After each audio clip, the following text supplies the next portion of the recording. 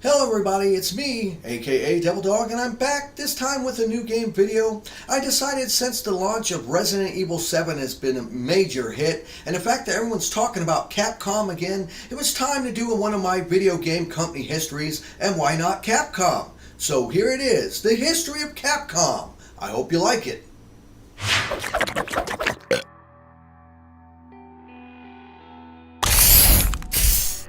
In May of 1979, for the amount of 10 million yen, IRM Corporation was born, and they started developing and selling gaming machines in Osaka.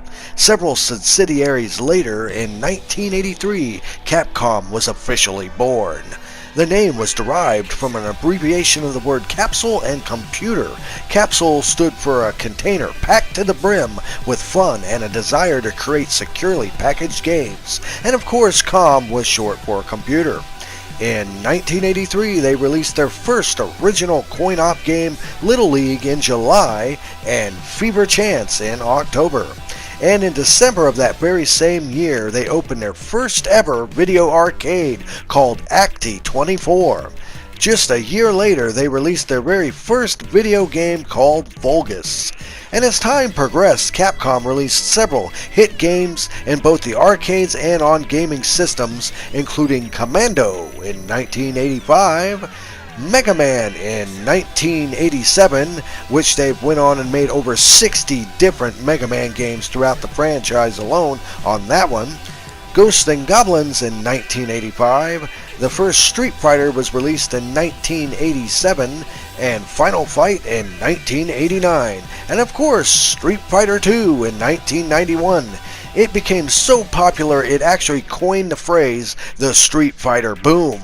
Once it was released on the Super Nintendo system, it became a mega hit. And as time went on, Capcom branched out into multiple fields, including animation and even broadcasting in 1995. But by far, their biggest hit was a game released on PlayStation in 1996, a little-known game called Resident Evil, which went on to have record-breaking sales and established the genre called survival horror. Since then, Capcom has went on to make several CGI movies based on the Resident Evil franchise. Most ended up being pretty good, unlike their Street Fighter movies. And as the company progressed as a powerhouse game franchise development and publisher, they created multiple franchises, including Onimusha and Devil May Cry in 2001. Now, an interesting tidbit about Devil May Cry was it was originally supposed to be the sequel to Resident Evil 3, but it was deemed to be so drastically different during production, they switched it to a totally different game, and it turned into the action juggling powerhouse we know and love today. And speaking of juggling, here's another little thing you probably didn't know. The juggling mechanic that is a forefront of the Devil May Cry series was actually originated as a glitch that appeared in Onimusha, but the developers thought it was such a neat thing they actually ended up turning it into a actually legitimate gameplay mechanic, which is still used even today. Now, as the time went on, they had hit after hit. The next one was the Monster Hunter series in 2004, and the Dead Rising series in 2006, which they're still making games for today. And because of their extensive amount of hits across multiple platforms, over 70 different titles from Capcom have sold more than 1 million units each. The biggest by far was Resident Evil 5, which is currently sold over 7.1 million copies. Hell, just lately the Resident Evil 7 demo has been downloaded over 7 million times. And of course this leads me to the newest release of Capcom as pretty much had, which is Resident Evil 7 that was released on January 24th of 2017 to critical acclaim and has currently sold an estimated 2.5 million copies on its first day. Just their Resident Evil franchise alone has a total sales at over 75 million units sold worldwide.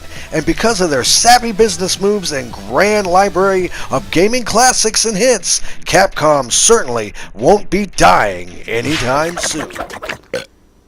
Well, you definitely got to give credit where credit is due. Capcom has been one hell of a gaming company, and they've made a lot of great games throughout their history. The only thing I hope is that eventually they will make another sequel to Onimusha, and even better, an actual next-gen version of Mega Man. That would be fantastic if they'd actually make another Mega Man.